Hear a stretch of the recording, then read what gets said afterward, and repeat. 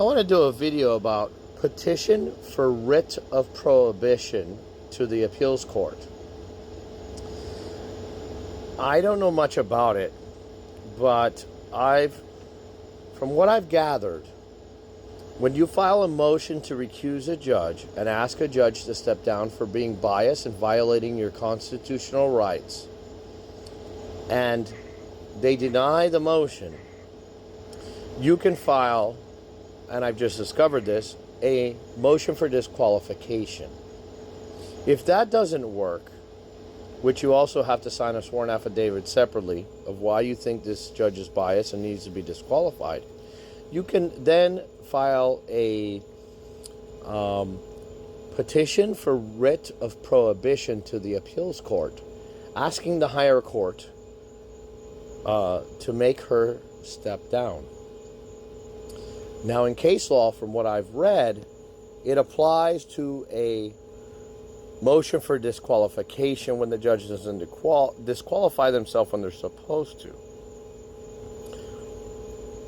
Now, the big question as well is, what if you filed several motions to recuse, but inside, even though you title it a motion to recuse, you can have case law in there, and it's actually like a motion to disqualify, even though it's titled a motion to recuse. It really doesn't matter to the appeals court.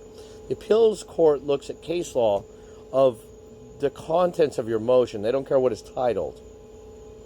So let's say you filed a bunch of motions to recuse, the judge has denied you, right? And you go ahead and file a petition for writ of prohibition with the appeals court, asking the higher court to throw her out. Is that going to fly?